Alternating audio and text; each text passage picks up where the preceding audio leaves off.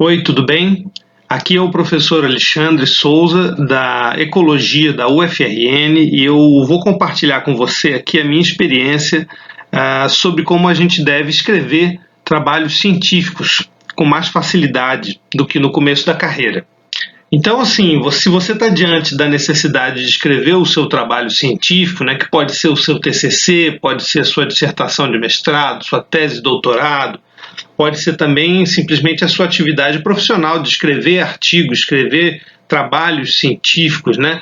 Isso aí muitas vezes traz dificuldades para a pessoa, porque a gente muitas vezes não tem o grande hábito de escrever na nossa vida estudantil no Brasil, né? Não é uma coisa muito cultivada a tradição de escrever muito e a técnica de escrever também, né? Então a pessoa às vezes encontra dificuldade, porque realmente além da dificuldade de escrever, existe a dificuldade de escrever no formato científico, porque o formato científico ele não é fácil mesmo, porque além de exigir a habilidade de escrever bem, com clareza, com elegância, né, com fluidez, ele também exige a capacidade de você sintetizar ideias que são complexas, né, e apresentar também uma grande quantidade de informação em pouco espaço. Em pouco espaço. Então, realmente é um desafio escrever ciência, né? Mas é um desafio que a gente precisa enfrentar mesmo, porque o Brasil precisa de muitos cientistas e muito conhecimento. Então, o que eu acho que você não deve fazer é tentar escrever do zero com uma página em branco na sua frente, como se o texto fosse brotar da sua pura criatividade, sabe? Aquela síndrome da página em branco. Vou escrever, abre a página em branco, o que eu vou escrever? Isso é que você não deve fazer, né? Isso é o primeiro impulso da gente, mas isso é o que você não deve fazer.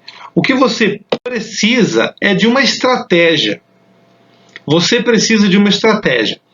E existem várias estratégias para escrever. Você pode encontrar aí na internet várias sugestões. Mas a minha experiência de professor, pesquisador e autor de artigos científicos e orientador de trabalhos na universidade me ensinou o seguinte. Isso eu comecei a introduzir em um vídeo anterior chamado Como Escolher o Tema da Sua Monografia. Para poder escrever um bom texto, você precisa primeiro ter feito uma boa revisão bibliográfica ou uma boa revisão de literatura, né? Para você conhecer o que se sabe sobre o assunto, para você ter, inclusive, definido os objetivos da sua pesquisa. Então, o seu primeiro passo deve ser ler. Isso então é a primeira regra. Você não pode escrever bem se você não leu muito. Então você precisa pegar a literatura da área que você está trabalhando e revisar, ler dezenas de trabalhos, anotar essas ideias que você vai ter, essas informações e rascunhando as suas sínteses. Então você precisa ler muito. Outra coisa que é muito importante para escrever é você definir o veículo onde você quer publicar aquilo que você vai escrever. Então, geralmente, na ciência, a gente publica o que a gente escreve nas chamadas revistas científicas. Podem ser nacionais ou internacionais.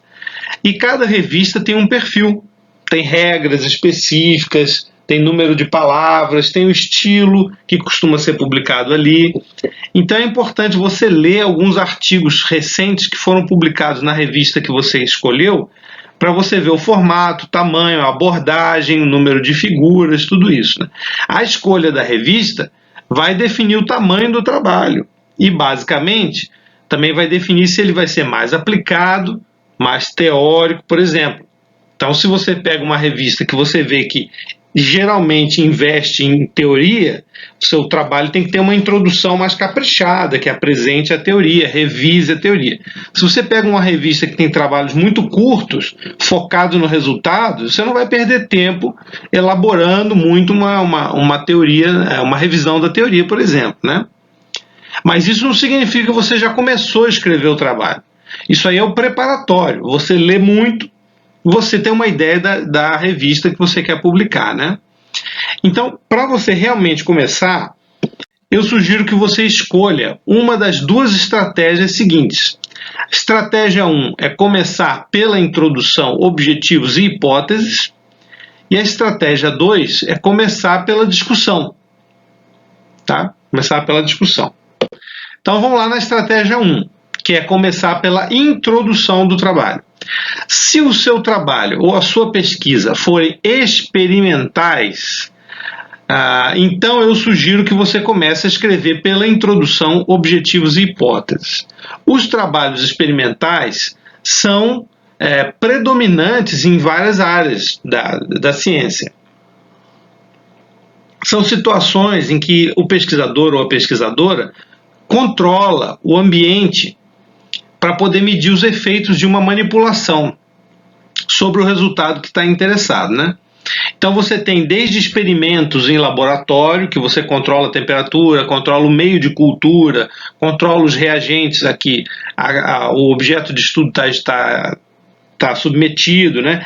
Até experimentos agrícolas, em que você tem, né, plantas diferentes cultivadas em solos preparados, com ou sem adição de nitrogênio, com ou sem preparo do solo, trabalhos de ecologia, em que você contrasta ecossistemas que estão funcionando com e sem poluição, ou até ecossistemas em laboratório também é possível, né? E também pessoas que trabalham na área de psicologia, né, que compara grupos de pessoas que estão submetidas a situações ensaiadas diferentes e muitos outros, né? Então, nesses casos, para planejar o experimento, a pessoa precisou escolher uma hipótese específica. Isso é que é importante você entender. A pessoa precisou escolher uma hipótese de saída para fazer o trabalho. Ela não consegue fazer o experimento se ela não tiver de antemão uma teoria muito específica, uma hipótese muito específica, que ela já existe na literatura, ou que vai ser proposta, né? E sabendo quais são os tratamentos do experimento, qual é o controle do experimento, quais são as réplicas, né? O experimento precisou ser planejado para que ele possa ser executado, né? Então, diante disso, você já tem quase que a introdução pronta. Até as análises estatísticas e até às vezes os tipos de gráficos e as figuras já estão definidos de antemão para o trabalho poder ser feito.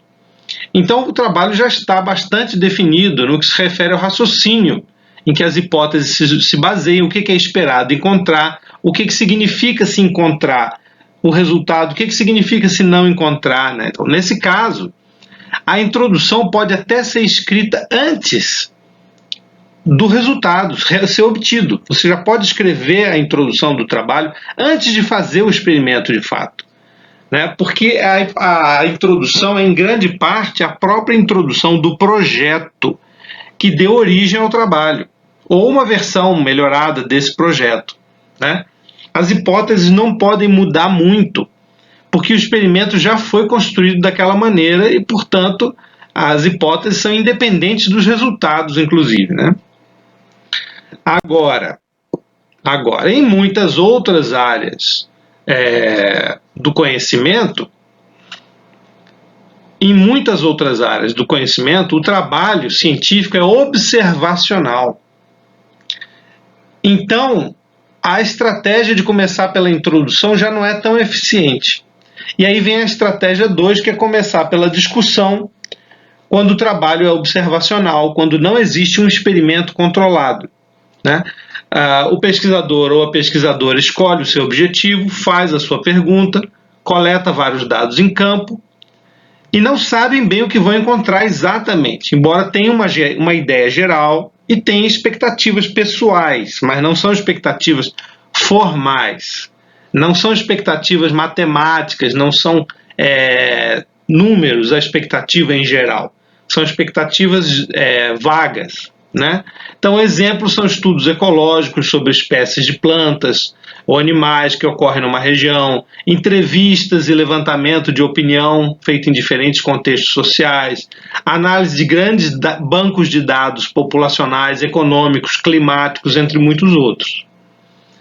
Então, geralmente, depois de coletar esses dados em campo, a pessoa faz uma série de análises estatísticas e gráficas na tentativa de avaliar os padrões que aparecem nos resultados. Que padrões existem nesses dados que eu coletei? Você até tenta testar algumas hipóteses e expectativas que você tem, mas muitas dessas análises são exploratórias e visam conhecer os dados, conhecer os padrões. E aí, nesse processo, é que muitas vezes surgem resultados que não eram esperados antes. Surgem resultados diferentes que podem puxar a pesquisa numa direção completamente diferente do que havia sido planejado inicialmente. Isso é muito comum na área de ecologia de comunidades, ecologia de populações, ecologia de ecossistemas, muitas vezes, que é a minha área, mas muitas outras áreas, né, de linguística ou áreas de levantamentos, grandes bancos de dados, demografia de grandes áreas, muitos dados climáticos, econômicos.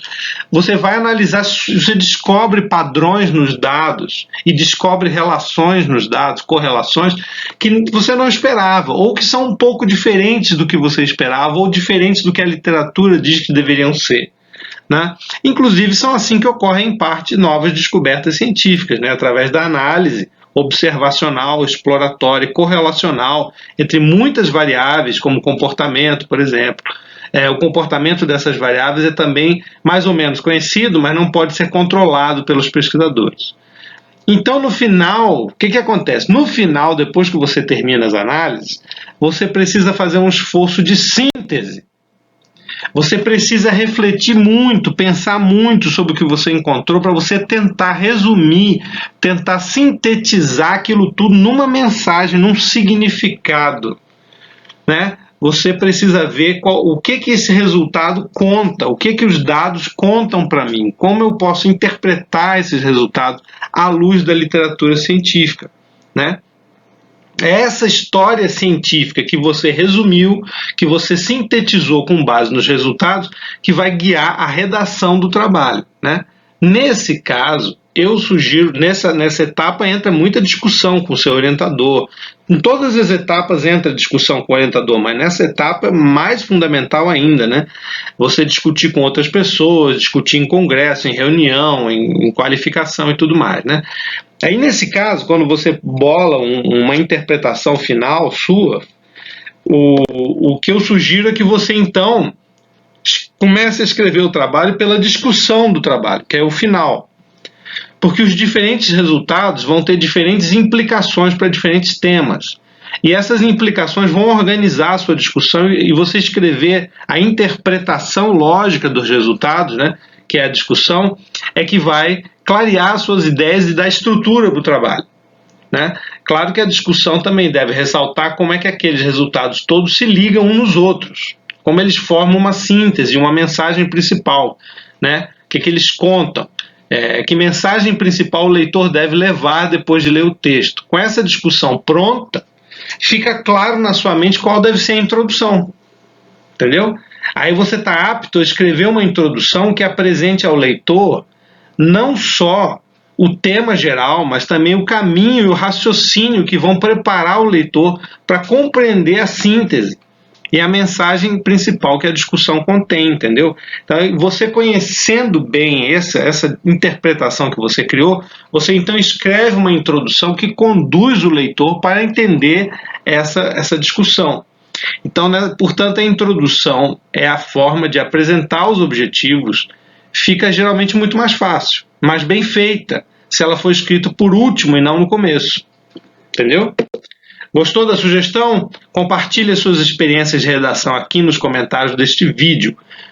Então, eu queria desejar um abraço, sucesso na sua aventura científica e espero que tenha sido útil essas duas grandes estratégias de redação científica, tá? É muito importante você pensar nisso antes de fazer a escrita do seu trabalho.